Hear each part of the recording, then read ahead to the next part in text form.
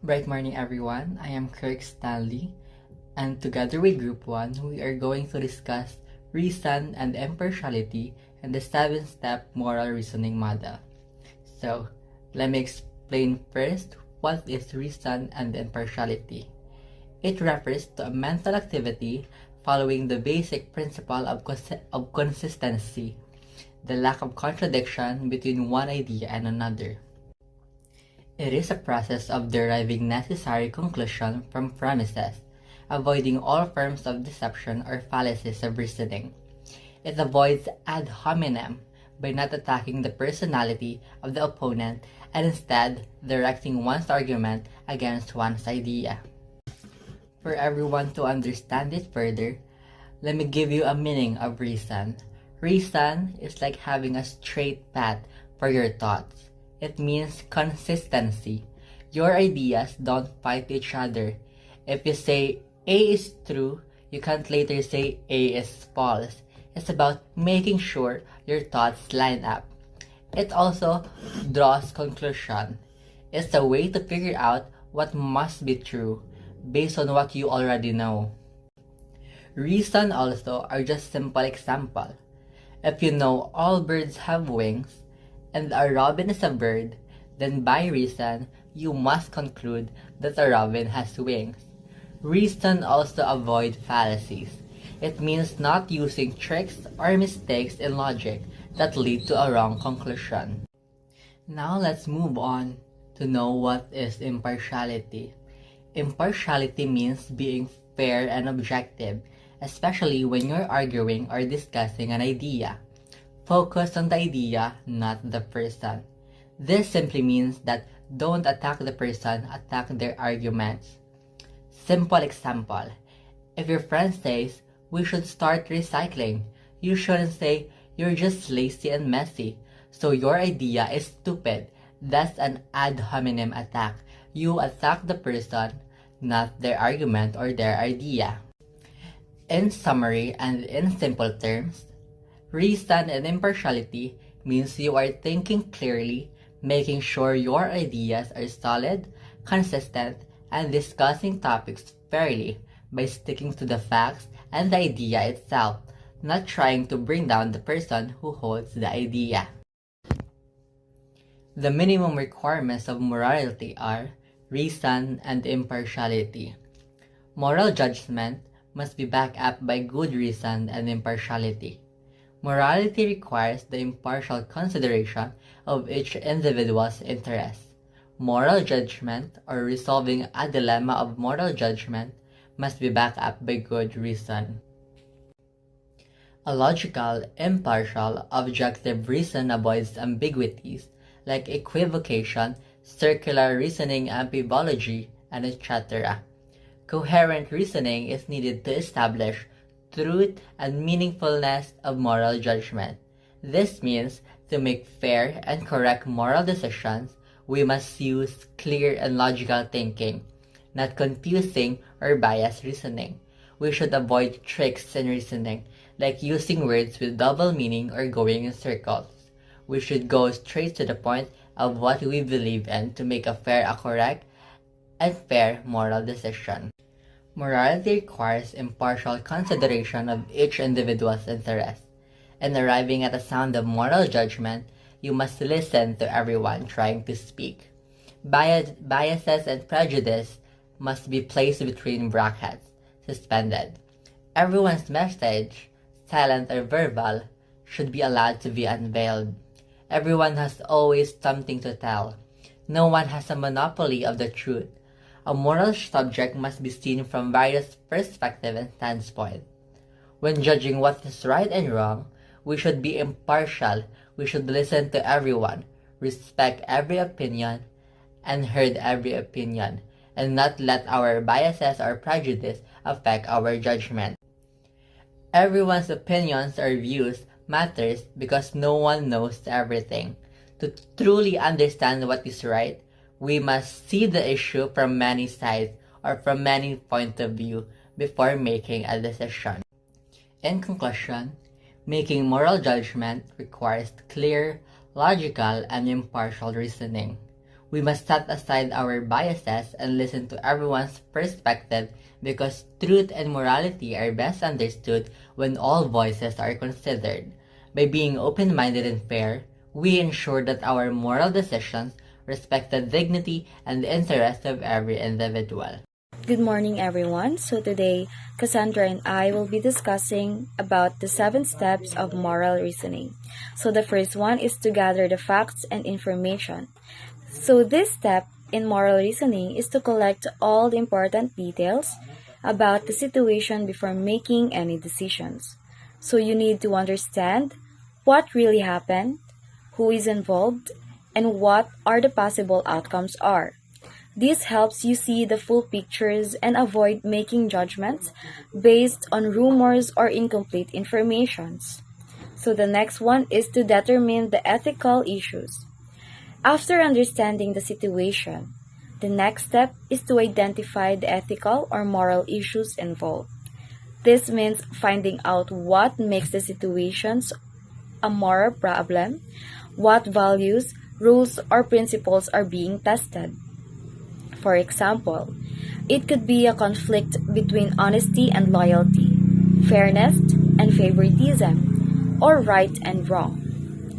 The next one is to identify the affected parties.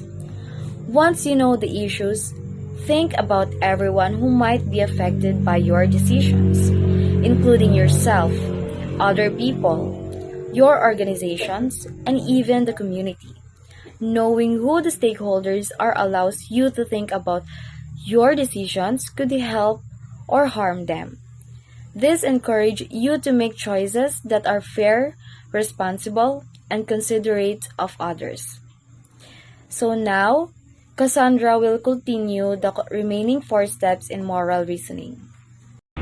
Good afternoon, everyone. I am Cassandra Alo, and I will be the one to continue Allegra's report. So the 4th step is to develop options. This step is about brainstorming possible solutions to the ethical problem. If you can only think of 1 or 2 ways out, you need to push yourself to think of more creative solutions. For big issues, talk to a trusted person to get a wider view of new ideas. This broadens your option. And for the step 5 is to consider the consequences. Once you have options, you need to evaluate them to see how they measure up ethically. Eliminate any option that violates your core ethical values like honesty, fairness, etc. Figure out who will be affected by each remaining choice and how that impact will play out. And step 6 is to choose and review. This is the step where you make the decision and then check on its results. If the right choice isn't obvious, there are some ways to help you decide. A is to get input. Ask people you respect for their advice. And B, role model. Think about someone with strong ethical character and ask yourself, what would they do? And C, the publicity test. Ask, would I be proud if everyone knew about my decision? And lastly, D is the golden rule.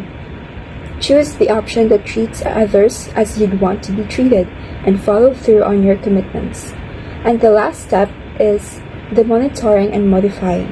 The process doesn't end with a choice. You have to follow up. You have to keep an eye on the decision's effects. If the results are not what you intended or if the choice is causing new problems, you must be ready to re-evaluate and make a new decision. Mabuhay. I am Al-Rashid Amparo. Consider the consequences. At this age, we carefully evaluate the possible results of each choice we are about to make. We need to filter out options and see if any of them go against our calm ethical values such as honesty, fairness, respect, or responsibility. If an option violates any of these values, it shall be eliminated. We also need to identify who will be affected by our decision, whatever it's ourselves, other people, or the community, and think about how life the decision will impact them, both positively and negatively. These steps helps ensure that our choices are not only effective but also morally right.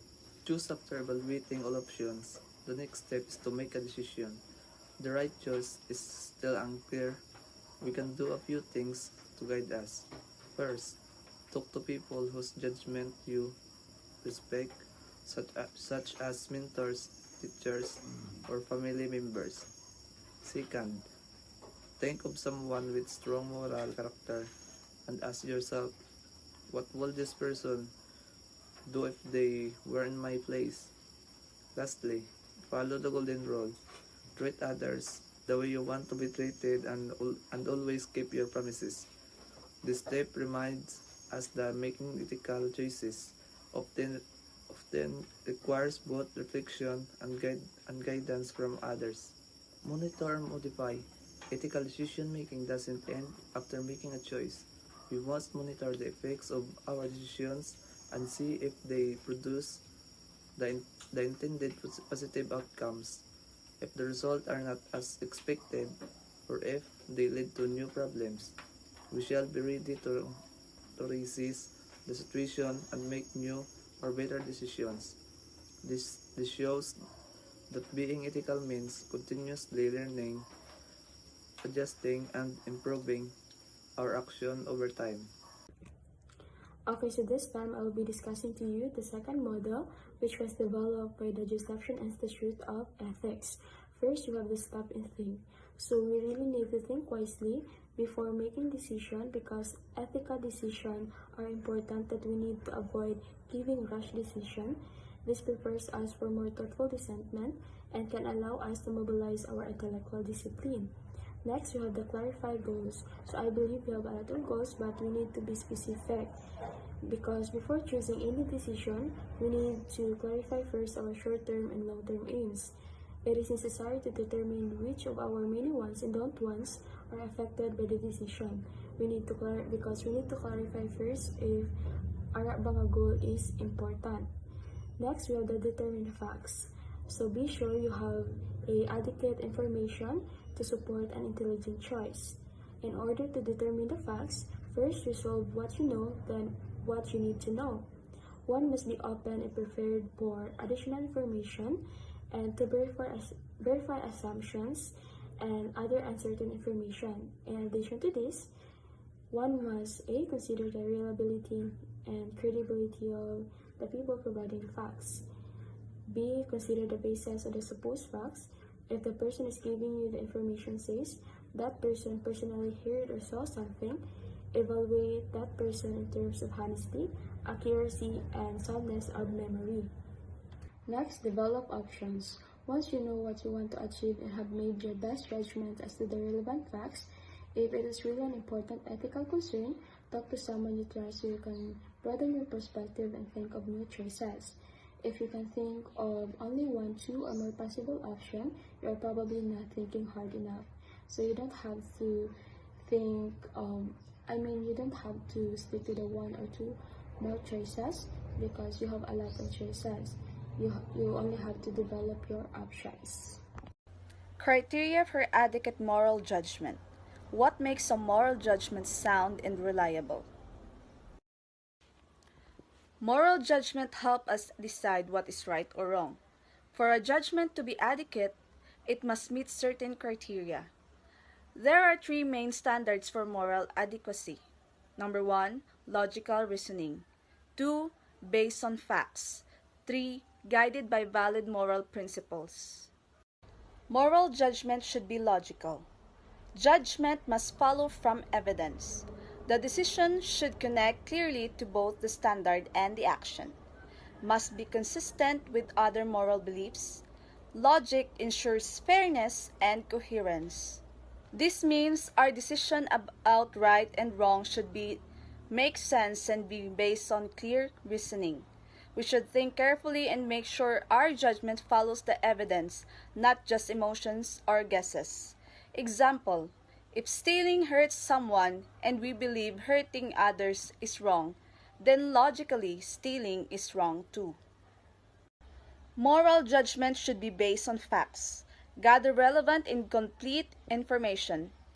Facts must be accurate, true, and related to the issue. Avoid making judgment without enough evidence. Facts prevent bias and false assumption. We must know the truth before judging. Moral decisions should be based on real information, not rumors, assumptions, or incomplete details. Example, before judging someone for being late, find out if there was a real reason, like an emergency or traffic. Moral judgment should be based on valid moral principles. Use strong universal moral principles as the foundation. Principles must be valid, defensible, and consistent. These give our moral views strength and credibility. Sound principles lead to just decisions. Our judgments should follow strong moral rules and values that guide what's right and wrong, like honesty, respect, and fairness. These principles help us make decisions that are fair and consistent. Example, telling the truth is a valid moral principle. Even if lying seems easier, honesty builds trust and integrity. In summary, to make a good moral judgment, it must be logical, make sense, fact-based, supported by truth, principled, guided by moral values.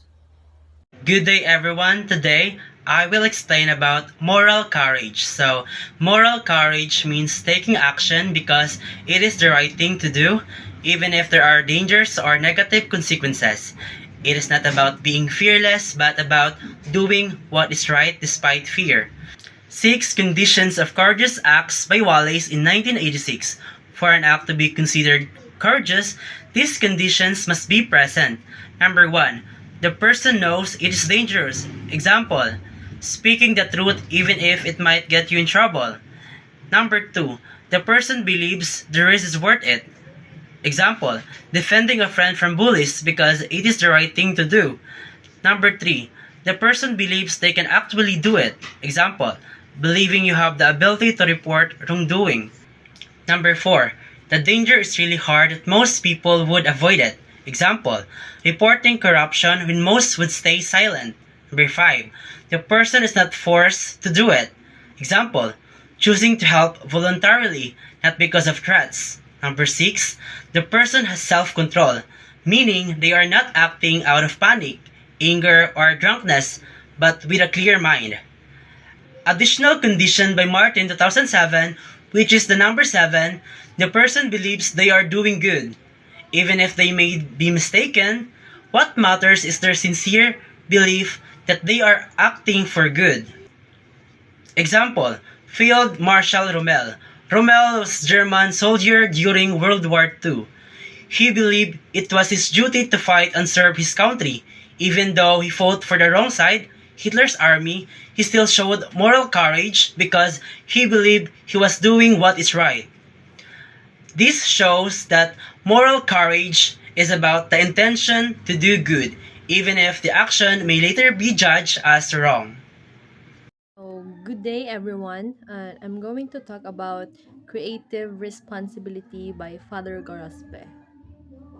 When a moral problem comes one's way, which maybe communicates as a silent or verbal message or through a happening or an incident, the serious response would be a process of moral reasoning. One may use the aforementioned reasoning models. One may automatically apply classic or traditional framework or norms.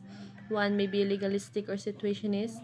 But one significant guide to the moral reasoning process is what ethicists like Father Gorospe 1974 termed as creative responsibility. When we face a moral problem, something that makes us think about what is right and wrong, we go through a process called moral reasoning.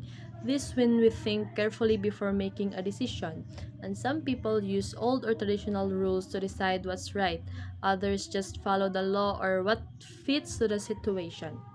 But according to Father Gorospe, may ara pa mas better nga way, and he calls it creative responsibility.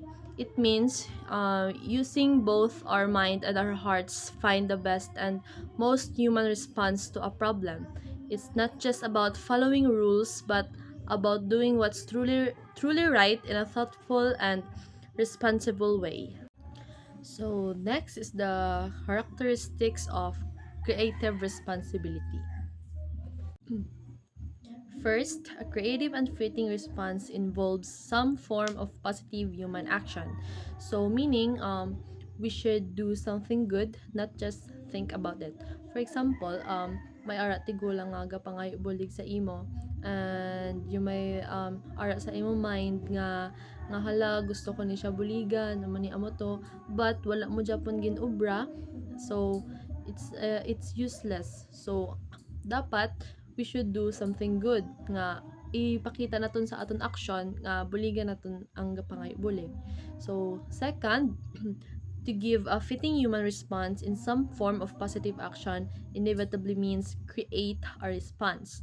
The creative responsibility is something to be discovered and created and is best envisioned in concrete cases. So this means we don't just copy what others do or say.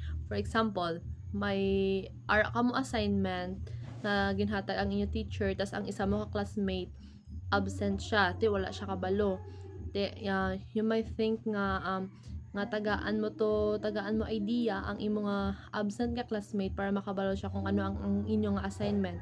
But ang other mo nga classmate naghambal nga baida siya sala man na niya kay wala siya nag-eskwela. So dapat dili naton i-follow. Dapat we have to create our own response. We think carefully, we have to act kindly, and we make our own right decision that fits the situation. Father Gorospi said, creative responsibility is something we must discover and create real life situations.